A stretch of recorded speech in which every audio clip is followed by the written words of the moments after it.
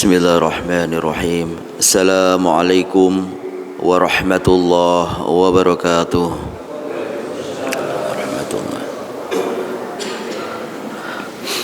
Alhamdulillahi wa kafa. Wassalatu wassalamu ala nabiyil mustafa wa ala alihi wa sahbihi ahli sidqi wal wafa. Ashhadu an la ilaha illallah wahdahu la syarika lah wa ashhadu anna Muhammadan abduhu wa rasuluh. Allahumma salli wa sallim ala sayyidina Muhammadin wa ala alihi wa sahbihi ajma'in, amma ba'du. Qala Allah Ta'ala fil Qur'anil Karim wa huwa asdaqul qailin. Bismillahirrahmanirrahim. Wa ibadur rahmanil ladzina yamshuna 'alal ardi hauna wa idza khatabahumul jahilun qalu salama. Quran surat Al-Furqan ayat 63. Dan hamba Allah yang Maha Pengasih, maka mereka adalah orang-orang yang berjalan di muka bumi ini dengan rendah hati. Namun ketika mereka ini disapa, wa idza khatabahumul jahilun, orang-orang bodoh itu menyapanya dengan ucapan yang menyakiti, dengan ucapan yang menghina. Apa jawab mereka? Qalu salama, dengan ucapan salam, yang artinya semoga engkau ini mendapatkan keselamatan, semoga engkau mendapatkan kedamaian. Bapak Ibu yang dimuliakan oleh Allah, dulu orang-orang kafir itu selalu menghina, mengejek, mencaci maki, menyakiti para sahabat. Namun para sahabat ini tak membalas cacian mereka dengan kalimat-kalimat yang kasar. Justru dengan kalimat yang lembut dijawabnya. Apa jawabannya? Dengan kata salam, yang artinya semoga Allah memberikan keselamatan untukmu. Ini adalah merupakan sifat rendah hati seseorang. Oleh karena itulah kemudian para sahabat ini disanjung oleh Allah dengan sebutan ibadur rahman, hamba Allah yang Maha Pengasih. Ini menunjukkan kepada kita bahwa Allah ini menghendaki supaya kita ini menjadi hamba-hamba yang rendah hati. Sehingga datang seorang lalu bertanya, "Ustadz, untungnya apa sih kalau kita ini rendah hati?" Rendah hati itu kan terkadang sakit. Rendah hati itu kalau dirasakan lama, semakin lama akan menyayat perasaan manusia. Maka kalau kita ini melihat keuntungannya seorang yang rendah hati, ini yang pertama tentu dia ini disayang Allah dan pada akhirnya akan disayang oleh orang-orang yang ada di sekitarnya. Ada seorang kiai, dia jadi imam di masjid. Lalu pertama dilakukannya runtut Allahu Akbar, lalu dia baca suratul Fatihah. Selesai suratul Fatihah, kemudian baca surat lain yang ada dalam Al-Quran. Baca surat Nun wal Qur'ani wa ma yasturun. Diulang lagi, Nun wal qalami wa ma yasturun. Lupa, bukan lupa, ada suatu hal. Sampai akhirnya selesailah solat itu, ditanya oleh jamaah, "Kiai, kok tadi baca suratnya macet? Kenapa Kiai?" Kiai langsung menjawab, "Tadi ini sebelum saya lupa mencopot gigi palsu saya, sehingga akhirnya ketika saya baca ayat nyelip." Nah, ini adalah ucapan apa adanya. Maka akhirnya karena nyelip itu jadi macet. Nah, ini Kiai ngomong apa adanya. Apa artinya? Kalau dia ini bicara apa adanya, maka lahirlah rendah hati. Maka rendah hati tak hanya disayang oleh Allah, rendah hati juga akan disayang oleh orang-orang yang ada di sekitarnya. Karena sungguhnya Allah ini tak akan melihat seseorang ketika ibadah pada gigi, tapi Allah akan melihat seorang yang beribadah pada Allah itu pada hati. Jadi kalau kita melihat ini, Benarlah seandainya Rasulullah itu selalu mengajarkan kepada kita ini supaya kita rendah hati. Dalam sebuah riwayat hadis diriwayatkan oleh Imam Ahmad, Aisyah radhiyallahu anha melihat Rasulullah ini selalu menjahit bajunya sendiri, memperbaikin sandalnya sendiri. Rasul tuh kemudian dia pun membantu istri-istrinya seperti suami yang lain. Padahal dia itu pemimpin umat, kesibukannya sangat banyak. Entah dalam kenyataan kehidupan Rasul biasa membantu istri-istrinya. Suatu hari Rasul memperbaiki sandalnya. Aisyah lalu senyum sambil bertanya, Rasul, kenapa enggak menunggu tukang sol saja lewat? Bahasa kita nih. Rasul lalu menjawab, Aisyah sambil senyum, kalau aku menunggu tukang sol lewat kelamaan, ku perbaiki sajalah sendiri. Itu jawaban Rasul. Sampai akhirnya Rasul pun mengatakan, khairukum khairukum li ahlihi wa ana khairul li ahli. Hadis riwayat Imam Ahmad. Sebaik-baik kalian itu adalah kalian yang bisa berbuat baik untuk keluargamu. Berbuatlah untuk istrimu, anakmu. Lakukan apa yang bisa kau lakukan. Yang perempuan, berbuatlah kepada suamimu dan anakmu apa yang terbaik yang bisa kau lakukan. Itu juga dilakukan oleh Rasul, sehingga Rasul mengakui, wa ana khairul li ahli, dan aku pun sama mau berbuat yang terbaik untuk keluargaku. Jadi sahabat yang di sekitar situ itu malu. Mereka perlu tepuk jidat, bisik-bisik antar para sahabat. Tuh lihat tuh, Rasul aja seperti itu, kata para sahabat nih. Gaya lulu kalau di rumah, kata mereka, macam direktur utama BUMN aja kalau di rumah. Sahabat yang satu, ente juga sama, gayanya kayak ketum partai aja, katanya gitu. Kamu juga sama kayak pimpinan ormas saja kalau sudah di rumah. Lihat tuh Rasul tuh, kalau di tengah keluarganya gayanya malah justru sederhananya seperti hamba. Ini jadi bisikan para sahabat. Jadi Rasulullah ini mengajarkan kepada kita supaya kita ini rendah hati, tak usahlah tinggi-tinggi, karena sungguhnya kalau manusia ini punya sifat rendah hati, disayang dia sama Allah, disayang juga sama orang-orang yang ada di sekitarnya. Ini pelajaran buat kita. Lalu keuntungan berikutnya seorang yang rendah hati, namanya juga rendah hati, orang itu akan dijauhkan dari sifat iblis. Ini kalau kita ini bicara sifat iblis, ini punya sifat yang sombong. Sombong itu adalah penyakit batin. Jadi jikalau seorang itu dia punya sifat rendah hati, maka dia sehat dari penyakit batin. Jadi suatu waktu Allah ini memerintahkan semua penduduk langit untuk sujud pada Nabi Adam. Ini cerita lama, cerita sejarah manusia-manusia di awal dulu. Diperintahkan semua makhluk yang di langit itu sujud pada Nabi Adam. Semuanya sujud. Bahkan malaikat tak perlu nanya, dia pun langsung sujud. Tak perlu tanya mengapa harus sujud. Tapi ada satu makhluk yang dia tak mau sujud, namanya iblis. Dia enggak mau sujud dia. Ditanya sama Allah, lima mana'aka alla tasjuda ya iblis, engkau kenapa enggak mau sujud iblis? Iblis pun menjawab, ya Rob, ana khairum minhu, aku ini lebih mulia dari dia ya Allah.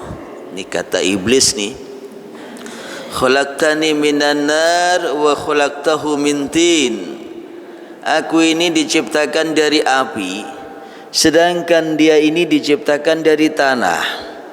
Yang namanya api sifatnya lebih mulia dari tanah. Lah kenapa pula saya harus sujud ya Rob? Ini kata iblis. Persoalannya bukan masalah sujud pada Adam, tapi persoalannya adalah taat perintah Allah enggak sujud kepada Adam. Jadi perintah Allahnya itulah yang harus ditaati. Padahal iblis itu di langit sudah terkenal hamba yang ibadahnya paling kuat. 40.000 tahun iblis itu zikir sama Allah.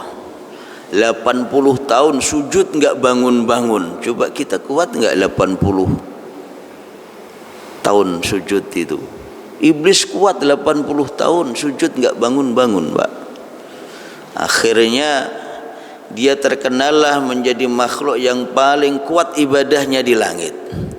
Entah semacam itu, akhirnya karena sedikit kecil kesombongannya saja, akhirnya dihukum oleh Allah, dia dikeluarkan dari surga, sampai sekarang enggak bisa masuk-masuk lagi. Ini iblis. Maka kalau kita bicara hal semacam itu, kita ingat berapa banyak ibadah yang kita lakukan. Jangankan kita ini yang hanya 60-70 tahun, iblis ini yang sampai 40.000 tahun, itu pun sia-sia karena hanya sebuah kesombongan. Jadi kesombongan ini kecil memang, tapi membuat semuanya yang baik itu jadi fatal. Ibadah-ibadah yang telah kita lakukan, setiap hari kita sujud, baca Quran, sedekah, infak, tapi ternyata kalau hanya kesombongan yang lahir dalam diri ini, maka persoalan jadi runyam. Surga yang dijanjikan oleh Allah bisa lepas, rahmat yang diberikan oleh Allah bisa hilang, maka kita tak akan mendapatkan apa-apa dalam hidup ini, karena kita hanya menanam kesombongan di dunia. Jadi buanglah kesombongan itu jauh-jauh.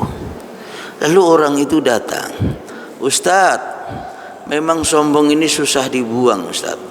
Bagaimana caranya kita ini membuang kesombongan dalam diri ini? Kalau begini ceritanya, kita belajar pada Ibnu Maskawi. Jadi kalau kita ini mau membuang kesombongan dalam diri manusia, ini yang pertama, ingatlah bahwa kita ini berasal dari tanah. Asal mula kita ini apa? Asal mula kita ini diciptakan oleh Allah dari tanah. Lalu lahir tak membawa apa-apa, tak punya apa-apa.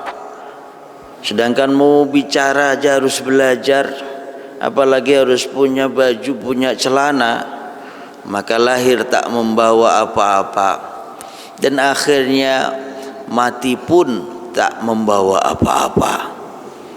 Jadi kalau manusia ini dari tanah, maka ingatlah ketika Allah itu berfirman, khalaqahu min turabin tsumma qala lahu kun fayakun. Manusia ini dari tanah, baru ketika Allah bilang kun fayakun, maka jadilah manusia ini punya nafas, bisa bergerak.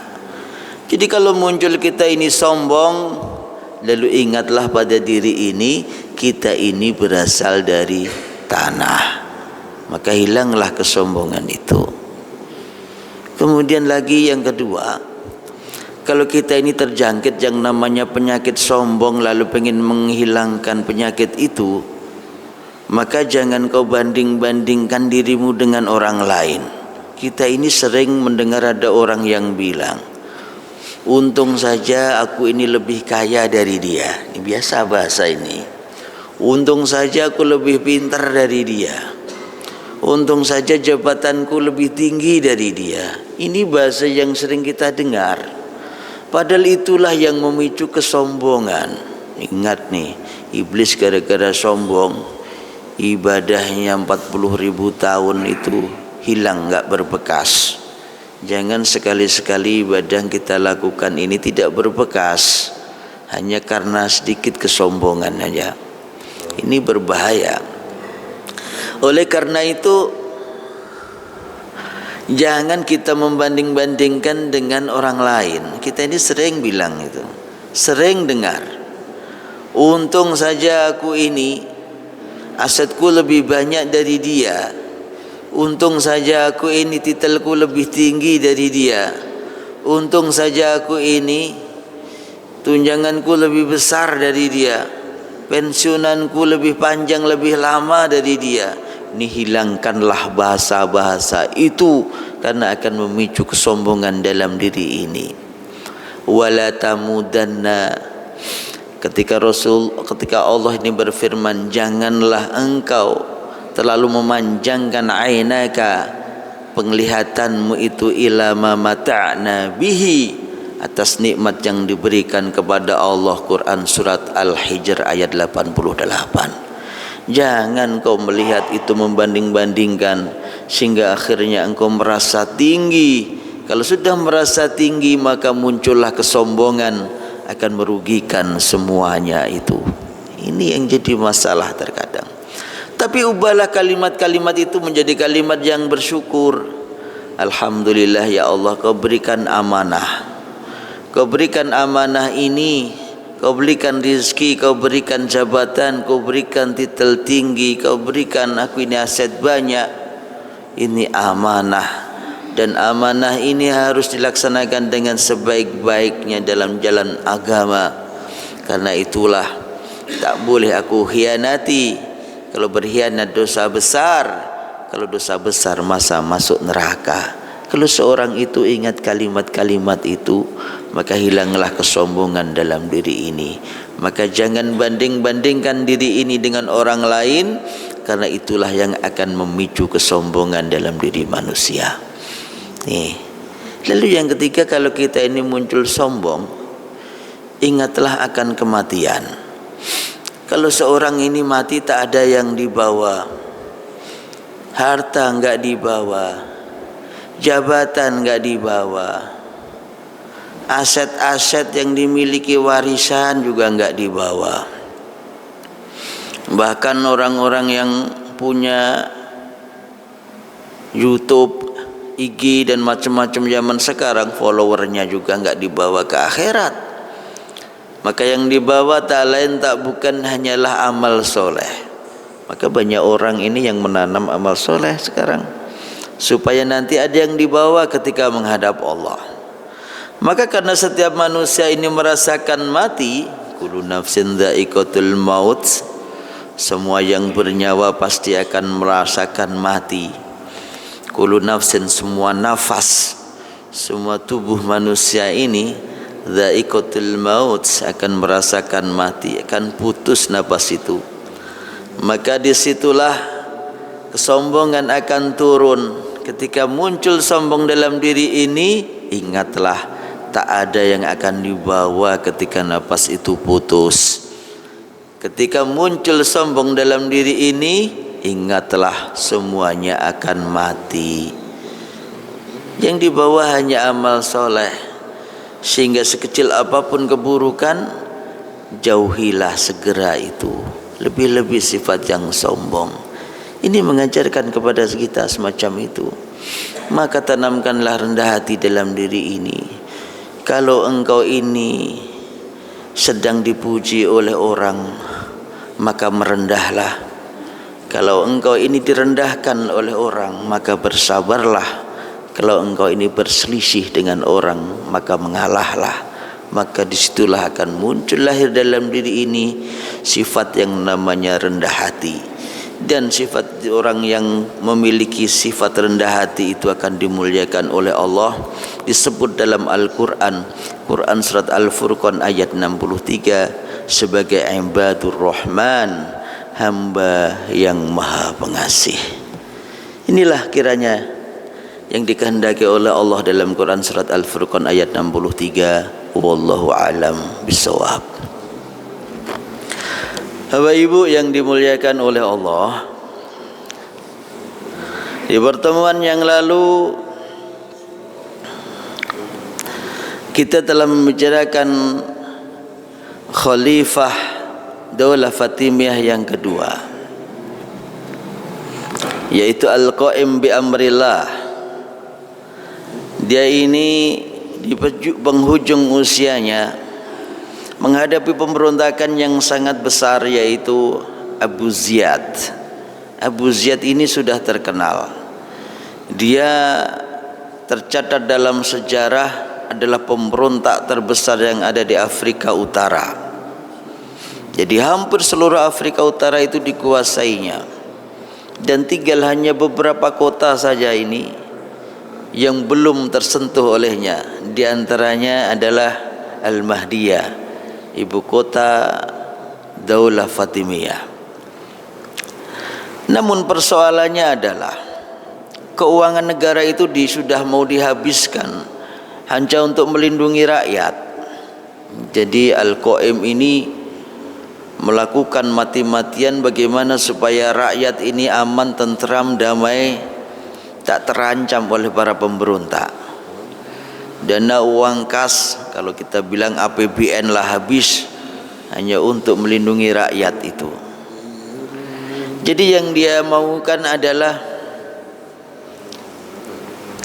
supaya rakyatnya ini kalau bangun pagi bisa senyum. Bangun pagi senyum, tubuhnya sehat. Kalau tubuhnya sudah sehat, makanan, bekal, kesediaan pangan yang ada di rumahnya mencukupi untuk hidupnya. Begitulah yang diinginkan.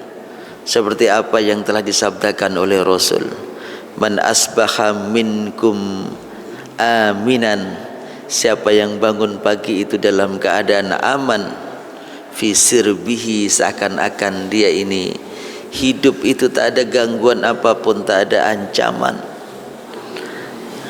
Ma'afi fi jasadihi, bangun tidur dia sehat, kakinya digerakkan enak, tubuhnya tak pegal-pegal, tak linu-linu, tak ada keluhan apapun bangun tidur. Maunya seperti itu. Makanya indahu quwwati yaumihi, dia punya hariannya kuat, berasnya masih banyak, persediaan sayur mayur di kulkas penuh, buah pun ada, kalau perlu ada susu segarnya juga.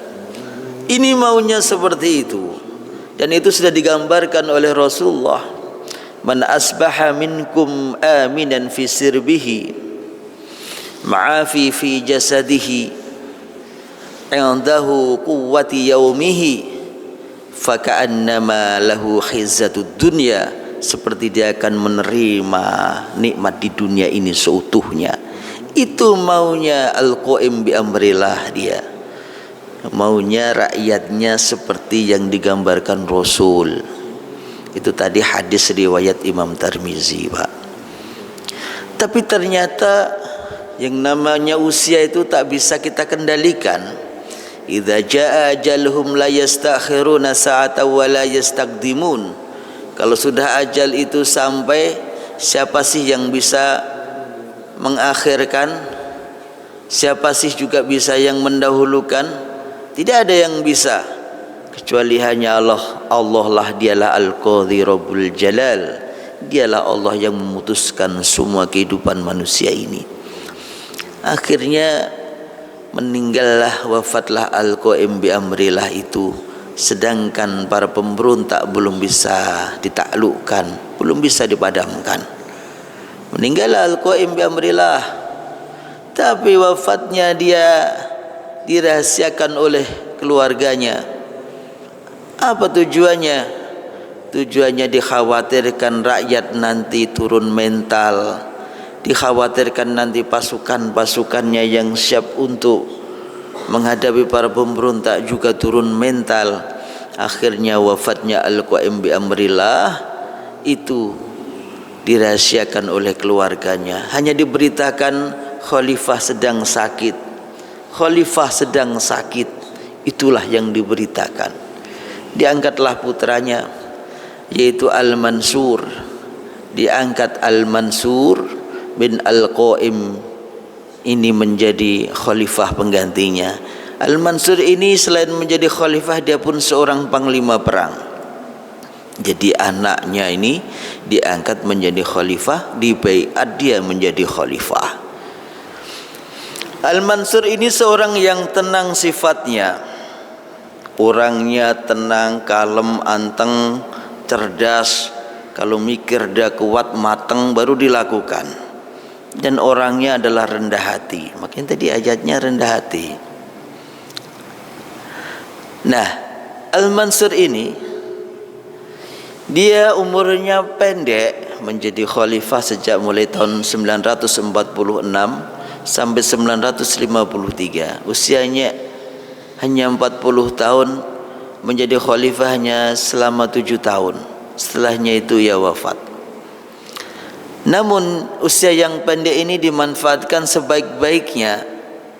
Dia ini berjasa penuh terhadap Daulah Fatimiyah. Daulah Fatimiyah yang sudah hampir roboh karena pemberontakan besar yang dilakukan oleh Abu Ziyad. Jadi kalau kita membaca kitab Al-Makrizi, itu menggambarkan Abu Ziyad ini sudah menguasai Afrika Utara hampir semuanya. Perlu kita ketahui Bapak Ibu yang berbahagia, dulu Abu Ziyad itu adalah bagian dari orang yang berjasa besar atas berdirinya Daulah Fatimiyah. Lihat nih, ini dia CS kentalnya Ubaidillah Al-Mahdi. Tapi ternyata ketika sudah berdiri Daulah Fatimiyah, ini Ubaidillah lupa. Ibarat orang makan kacang lupa sama kulitnya. Disia-siakanlah ini Abu Ziyad ini. Akhirnya seluruh pejabat kekhalifahan itu keluarganya Ubaidillah Al-Mahdi semua. Sedangkan dia disia-siakan. Dia kecewa. Dia merasa dihinakan. Akhirnya apa yang terjadi? Dia pun menggalang kekuatan atas nama jihad, atas nama agama Islam, atas nama syariat Nabi Muhammad. Dia mengumpulkan orang-orang dari satu daerah-daerah lain sehingga terkumpul banyak orang siap untuk melakukan pemberontakan. Dilakukanlah pemberontakan itu. Bahkan nyaris mau berhasil, karena hampir seluruh Afrika Utara ini bisa dikuasainya. Maka tinggal 1-2 kota saja yang terbebas. Di antaranya adalah Al-Mahdiyah, ibu kota Daulah Fatimiyah. Namun ini Al-Mansur ini orangnya hati-hati.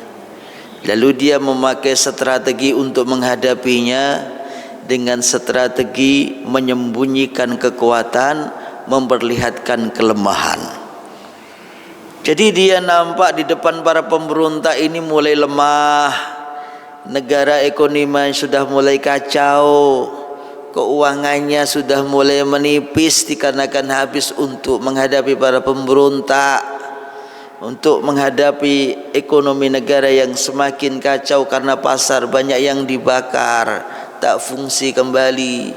Fasilitas-fasilitas umum sudah dihancurkan para pemberontak, sehingga akhirnya pergerakan ekonomi bisa lumpuh, tak bisa berbuat apa-apa. Dari situlah akhirnya dia memakai strategi menyembunyikan kekuatan dan memperlihatkan kelemahan. Kalau aku melihat seperti ini kok seperti strategi ibu-ibu kalau masuk ke pasar. Ibu-ibu itu kalau masuk ke pasar, dia punya niat beli sesuatu. Ketemulah dia sama penjual. Dia nanya, "Pak, ini harga berapa, Pak?" Penjual dia menjawab, "Bu, ini mahal, Bu." Ini. Apa strategi ibu itu? Dia langsung pasang badan, "Pak, kalau mahal saya pulang dulu sajalah.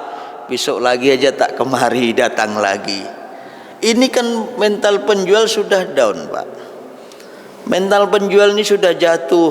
Lalu akhirnya dia bilang, "Tapi hari ini Bu ada diskon 30%. Nah itulah, itu yang ditunggu-tunggu sama ibu-ibu. Barulah dia nyerang. Padahal dia sudah siapkan uang di dompet, itu dibuka semua. "Yaudah saya beli, Pak." Akhirnya ibu-ibu ini menang dengan strategi itu. Penjualnya kalah. Dia bisa membeli barang dengan harga murah. Penjualnya itu hanya mendapatkan untung kecil. Ini strategi juga dipakai oleh Al-Mansur. Dipakailah strategi itu. Nampak dia lemah di mata para pemberontak Abu Ziyad dan para pengikutnya. Tapi sesungguhnya dia dalam sudah mengumpulkan, menyusun, melatih paru pasukan mereka yang siap untuk dikerahkan semuanya, seluruh kekuatan. Akhirnya pada suatu waktu yang sudah tepat, terjadilah pertempuran besar. Terjadilah pertempuran besar antara khalifah di bawah pimpinan Al-Mansur dengan para pemberontak di bawah pimpinan Abu Ziyad. Pertama kali dikeluarkan pasukan sedikit, nampak para pemberontak itu meladeni, lelah, namun akhirnya dikeluarkan pasukan yang sangat besar yang bisa menumpas mereka. Abu Ziyad pun terluka parah, dia terbunuh dalam peperangan itu. Al-Mansur diberikan kemenangan. Lalu setiap kali orang bertanya, wahai khalifah, kenapa engkau hebat bisa memenangkan seperti itu, sedangkan pemberontak itu sudah 7 tahun menguasai Afrika ini? Apa jawabnya? Dia menjawab dengan rendah hati, tak ada sombong. Dia menjawab, ini adalah pertolongan dari Allah. Dari situlah setiap orang kalau bertanya dijawabnya, ini pertolongan dari Allah, aku tak mampu berbuat apa-apa. Akhirnya diberilah gelar Al-Mansur Billah. Jadi diberilah gelar dia Al-Mansur Billah, yaitu orang yang mendapatkan pertolongan dari Allah Subhanahu wa taala. Ini menunjukkan buat kita bahwa sesungguhnya kemenangan yang didapatkan oleh seorang, kehebatan apapun, justru bisa menjadi alat seorang ini untuk menjadi seorang yang rendah hati. Jadi kalau kita diberi sukses oleh Allah, diberi rizki banyak oleh Allah, diberi keturunan anak-anak yang hebat, maka buatlah itu sebagai sarana kita untuk bisa menjadi hamba yang rendah hati. Jadi kalau dipuji oleh orang, kita harus langsung jangan meninggi. Kalau kita ini direndahkan oleh orang, jangan kita langsung marah, gitu. Ini artinya seorang ini rendah hati. Bapak Ibu yang dimuliakan oleh Allah. Kemudian apa saja sih sifat rendah hati yang ditunjukkan oleh Al-Mansur Billah? Kita lihat dalam kitab Al-Makrizi. Itu Al-Mansur Billah ini kalau dia kemana saja itu enggak pakai pengawalan. Kalau kita ini biasa kalau presiden atau pejabat rada tinggi dikit ini pakai pengawalan, Pak. Kita, ya kan. Kalau Al-Mansur Billah tidak. Nah, kadangkala pengawalan di kita ini sampai 12 mobil, 15 mobil patwal itu. Sampai yang mau jalan mau lewat aja susah, harus minggir. Ini Yaman Al-Mansur Billah tidak. Dia tak perlu pengawalan, kemana ia pergi enggak pakai pengawalan dia, enggak butuh pengawalan dia. Kadangkala kita ini habis kepilih ketua RT saja baru 2 bulan begitu jalannya udah tegap kayak tentara, Pak. Jadi lain cerita nih. Sedangkan kita ini kan diminta oleh Allah, kalau kita ini semakin diberikan derajat tinggi, haruslah rendah hati. Jadi kan kebalikan tuh. Nah, ini Al-Mansur kemana-mana nggak pakai pengawalan. Kemudian Al-Mansur ini kalau belusuan, orang kita bilang mau jumpa dengan rakyat kecil itu, Al-Mansur tak perlu pakai MMT kayak kita, Pak. Kasih sumbangan ini, 100 juta rupiah untuk fakir miskin yang habis tenggelam rumahnya. Itu dikasih pakai MMT. Kalau kita Al-Mansur tak perlulah. Dia tak pernah semacam itu. Bahkan kalau dia memberi itu tangan kanannya, tangan kirinya tak pernah melihat. Dia tak harus di-share di grup. Dia kalau memberi dia cukup diam, hamba Allah yang ngasih. Begitu. Ini adalah seseorang yang dia punya sifat rendah hati dia. Jadi kemana dia ini nggak pernah pakai kode-kode harus mendapatkan tanda penghargaan, tidak. Ini Al-Mansur Billah. Kemudian Al-Mansur ini kelebihannya lagi, kalau dia jumpa dengan para jenderal-jenderal di tentaranya, ini dia tak pernah menyuruh, tapi dia hanya mendengarkan. Ini hebatnya, Pak. Jadi ternyata orang itu lebih mudah ditaati oleh orang lain ketika jadi pemimpin itu. Jadi bapak lah pemimpin di rumah, atau jadi ketua takmir masjid lah, atau jadi ketua RT, ketua RW, lurah lah, atau pemimpin apapun bentuknya, organisasi lah, NU, Muhammadiyah, Persis, Wasliyah, masih banyak yang lain. Maka yang harus ditanamkan adalah bukan selalu menyuruh dan menyuruh, tapi yang benar adalah mendengarkan. Karena orang itu mesti banyak yang mau disampaikan. Pemimpin itu mendengar. Yang saya biasa lihat ini pemimpin kan menyuruh, Pak. Padahal sesungguhnya pemimpin itu adalah khadimul ummah. Dia itu adalah menjadi pelayan bagi umat. Jangan sampai jadi Pak Ketua RT kok dia yang usul. Biarkanlah yang usul rakyatnya, warganya. Nanti Pak Ketua RT baru mempertimbangkan disetujui apa tidak. Yang jadi persoalan kita ini justru ketuanya yang usul. Maka akhirnya mau tak mau rakyatnya kan ngikut, namanya juga rakyat. Ini yang terkadang tidak diperhatikan. Sedangkan kalau kita ini belajar dari Al-Mansur Billah dalam kitab Al-Makrizi, itu dijelaskan dia selalu mendengarkan dan tak pernah menyuruh. Ini yang perlu kita pelajari, yang perlu kita ambil baiknya dari sosok pemimpin itu, dimanapun berada. Dimanapun berada. Kalau orang belajar sejarah, maka yang diambil yang baik-baik, yang diambil keteladanan, yang diambil rahmat dari Allah yang dilewatkan sejarah itu. Akhirnya kita hanya mendapatkan sari-sari kebaikan saja yang didapatkan dari ilmu pengetahuan. Begitulah ceritanya hidup ini. Maka akhirnya pada masa Al-Mansur ini, Bani Fatimiyah yang awalnya mau runtuh, mau roboh, mau tumbang, bangkit kembali dan berjaya. Akhirnya ekonomi bagus, sosial bagus, politik bagus, keamanan pun terjaga. Ini terjadi pada masa Al-Mansur Billah. Tapi janganlah kaget, karena biasanya orang sering bilang wong Jawa iki biasane, wong sing apik biasanya umure ora dawa. Karena sing bilang gitu. Padahal juga enggak juga. Orang yang soleh juga banyak yang usianya panjang kok. Nah, ini usia 40 tahun Al-Mansur ini wafat. Cuma hanya sakit. Tapi konon di Al-Makrizi dijelaskan sakitnya adalah paru-paru, Pak. Hati-hati yang punya paru-paru ini dijaga baik-baik ya kan. Nah, sakit paru-paru lalu ia wafat di usia 40 tahun. Tepatnya di tahun 953 ia menghembuskan nafas terakhir.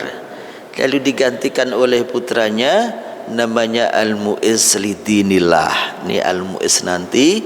Kemudian ibu kota Daulah Fatimiyah yang ada di Tunisia, di Al-Mahdiyah Yaman itu, sekarang negara Tunisia, dipindah ke Mesir, di Kairo. Ini ceritanya begitu. Kalau ini Kairo cerita saya ya kan. Nanti dia membuat Universitas Al-Azhar. Ya ini saya lulusannya Al-Azhar. Saya kan lulusan Al-Azhar. Dulu yang buat Al-Mu'izz lidinillah. Nah, ini nanti ceritanya lebih enak kalau cerita Mesir, karena saya hidup di Mesir 9 tahun. Kalau mau tanya Mesir lagi, ini Mas Faik belakang masjid ini juga dari Mesir, dari Al-Azhar. Pak Ye Khalek Murad juga dari Mesir, dari Al-Azhar juga.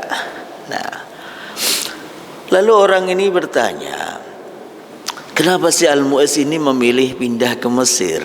Nah, ini pertanyaannya bagus. Ternyata ketika Daulah Fatimiyah ini berada di Tunisia, di daerah Al-Mahdiyah itu, gangguannya sangat banyak. Kalau kita bilang gangguan berarti karakter masyarakatnya. Kenapa Rasulullah sampai hijrah dari Mekah ke Madinah? Berarti di Mekah itu banyak yang rewel. Rasul enggak kuat hijrahlah dia ini. Rasul ini kan orang soleh. Aslinya dia itu kan istrinya juga kaya raya, orang terpandang, dan dia dari suku kuat. yaitu Quraisy. Tapi kenapa sampai Rasul pun dia pindah sampai ke Madinah? Karena di Mekah rewel. Di Mekah rewel, sudah nggak bisa dikendalikan, mau tak mau dia harus pindah. Jadi biasanya orang yang pindah dari suatu tempat ke tempat yang lain karena suatu masalah, maka sesungguhnya dia ini akan mendapatkan tujuan dari pindahnya itu. Faman kana hijratuhu ilallahi wa rasulihi, kata Rasul, fa hijratuhu ilallahi wa rasulih, maka dia akan mendapatkan hijrahnya itu karena Allah dan Rasul. Tapi beda. Tapi kalau hijrahnya adalah lidunya au yusibuha, maka fahijratuhu ila ma hajaru ilaih. Begitu kata Rasul. Kalau kau hijrah karena hanya mendapatkan dunia, maka engkau tak akan mendapatkan tujuan hijrahmu seperti hijrahnya kepada Allah dan Rasulnya. Nih, ingat nih. Jadi kalau kita ini mau pindah tempat, tujuan utamanya adalah untuk kebaikan, jangan untuk materi. Kalau untuk materi, Rasul sudah mengatakan engkau akan kehilangan agama. Tuh, ini kan jelas itu. Itu kan hadis niat toh di Arba'in Nawawi kan itu. Innamal a'malu binniyat. Sungguhnya semua perbuatan tergantung niat. Gitu, ya kan? Faman kana hijratuhu ila Allah wa rasulih, fa hijratuhu ila Allah wa rasulih. Faman kana hijratuhu lidunya aw yusibuha, fa hijratuhu ma hajaru ilaihi. Itu kan hadis niatnya panjang memang. Kalau ustaz mah biasa, ya kan. Ini sudah diucapkan oleh Rasul dan tak mungkin tidak terjadi. Oleh karena itulah kalau kita ini hijrah bismillahirrahmanirrahim, ternyata saya hijrah dari kampung harus ke Pelamongan Indah. Mulai hari inilah niat saya yang salah dulu, yang selalu ingin mendapatkan kekayaan, kejayaan di Pelamongan Indah, saya batalkan ya Allah. Hari ini aku ke Pelamongan Indah hanya karena untukmu dan untuk Rasulullah. Maka ceritanya nanti beda. Hidupmu tentram, rezeki sedikit pun jadi banyak. Yang engkau biasa saja, biasa sering menangis, sering tertawa, yang biasanya anak-anak sering rewel ini mulai pada nurut semua. Begitu Allah kalau memberikan dan kita ini sering lupa antara itu. Maka kita harus pandai-pandai menerjemahkan, mengartikan apa yang disampaikan oleh Allah dan apa juga yang disampaikan oleh Rasulullah kepada kita semua itu. Itu meskipun hadisnya cuma hadis niat, itu ternyata kalau diterjemahkan, sangatlah dahsyat itu. Tapi orang ini jarang yang membahas tentang ini. Kalau sudah ustadz sudah ketimpa sama urusan dunia, udahlah, urusannya materi saja. Pikirnya yang sukses itu yang hari ini asetnya banyak. Pikirnya yang sukses ini yang hari ini penjualannya laku besar. Pikirnya yang sukses hari ini itu yang besok mau dilantik. Padahal bukan. Boleh jadi semuanya itu adalah ujian dari Allah Subhanahu wa ta'ala.